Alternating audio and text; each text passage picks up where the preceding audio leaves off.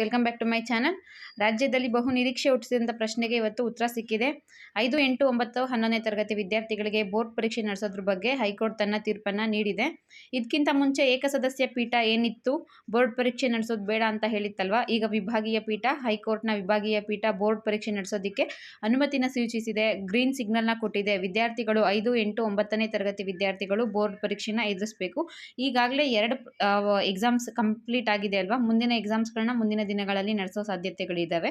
SLC exams ಇರೋದ್ರಿಂದ ನಿಮಗೆ time ಟೇಬಲ್ನ ನೋಡಿಕೊಂಡು ಸೋಮವಾರದಿಂದ ಅಥವಾ ಅದ್ರ ಮುಂದಿನ ದಿನಗಳಲ್ಲಿ ಎಕ್ಸಾಮ್ಸ್ ನಡೆಸೋ ಚಾನ್ಸಸ್ ಇದೆ. ಇದು ಹೈಕೋರ್ಟ್ ನೀಡಿರುವಂಥ ತೀರ್ಪು. ವಿದ್ಯಾರ್ಥಿಗಳು ಏನು ಗೊಂದಲಕ್ಕೆ ಈಡಾಗಿದ್ರು, ನಮಗೆ ಎಕ್ಸಾಮ್ಸ್ ಆಗುತ್ತಾ, ಕ್ಯಾನ್ಸಲ್ ಆಗುತ್ತಾ, ಪೋಷಕರಲ್ಲಿದ್ದ ಗೊಂದಲಗಳಿಗೆ ಇಂದು ಹೈಕೋರ್ಟ್ ತೀರ್ಪನ್ನು ನೀಡಿ ಆ ಎಲ್ಲ ಗೊಂದಲಗಳಿಗೆ ಪರಿಹಾರನ ನೀಡಿದೆ. ಈಗ ಎಲ್ಲ ವಿದ್ಯಾರ್ಥಿಗಳು 5, 8, 9, 11ನೇ ತರಗತಿ ವಿದ್ಯಾರ್ಥಿಗಳು ಬೋರ್ಡ್ ಪರೀಕ್ಷೆನ ಎದುರಿಸಬೇಕು.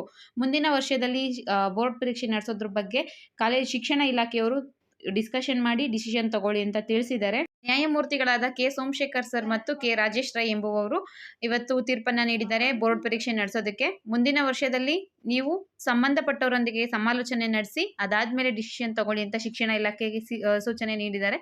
ಮತ್ತೆ ಏನೇನು ಆರ್ಡರ್ನ ನೀಡಿದ್ದಾರೆ ಅನ್ನೋದು ಆರ್ಡರ್ ಕಾಪಿ ಸಿಕ್ಕಿದ ಮೇಲೆ ನಮಗೆ ಗೊತ್ತಾಗುತ್ತೆ. ಸದ್ಯಕ್ಕೆ ತಿಳಿಸಿರೋ ಪ್ರಕಾರ ವಿದ್ಯಾರ್ಥಿಗಳು 5ನೇ ತರಗತಿ, 8ನೇ ತರಗತಿ ಮತ್ತು 9ನೇ ತರಗತಿ ವಿದ್ಯಾರ್ಥಿಗಳು ಬೋರ್ಡ್ ಪರೀಕ್ಷೆನ ಎದುರಿಸಬೇಕು. ಅದ್ರ ಬಗ್ಗೆ ಆದಷ್ಟು ತುರ್ತಾಗಿ ತೀರ್ಮಾನ ತಗೊಳ್ಳಿ ಅಂತ ಸರ್ಕಾರಕ್ಕೆ ಆದೇಶನ ಹೊರಡಿಸಿದ್ದಾರೆ. ಸುಪ್ರೀಂ ಕೋರ್ಟ್ ತಡೆಯಾಜ್ಞೆ ನೀಡಿತ್ತು ಮತ್ತು ಸುಪ್ರೀಂ ಕೋರ್ಟ್ ಏನು ಸೂಚನೆ ನೀಡಿಸಿತ್ತೋ ಅದನ್ನು ಇವತ್ತು ವಿಭಾಗೀಯ ಪೀಠ ಕಂಪ್ಲೀಟ್ ಮಾಡಿದೆ. ತನ್ನ ತೀರ್ಪನ್ನು ನೀಡಿ ರಾಜ್ಯದಲ್ಲಿ ಸರ್ಕಾರಿ ಮತ್ತು ಅನುದಾನ ರಹಿತ ಶಾಲೆಗಳಲ್ಲಿ 5, 8, 9, 11ನೇ ತರಗತಿ ವಿದ್ಯಾರ್ಥಿಗಳು ಬೋರ್ಡ್ ಪರೀಕ್ಷೆನ ಎದುರಿಸಿ ಮತ್ತು ಬೋರ್ಡ್ ಪರೀಕ್ಷೆನ ನಡೆಸಿ ಅಂತ ತಿಳಿಸಿದ್ದಾರೆ. ಈ ಮೂಲಕ ಇಲ್ಲಿದ್ದ ಎಲ್ಲ ಗೊಂದಲಕ್ಕೂ ಪರಿಹಾರ ಸಿಕ್ಕಿದೆ ಅಂತ ತಿಳ್ಕೊತೀನಿ.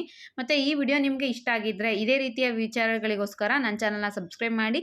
ದಯವಿಟ್ಟು ಸಬ್ಸ್ಕ್ರೈಬ್ ಮಾಡೋದನ್ನ ಮರಿಬೇಡಿ. ಏನಾದರೂ ಡೌಟ್ ಇದ್ದರೆ ಕಮೆಂಟ್ ಮಾಡಿ. Thank you for watching friends.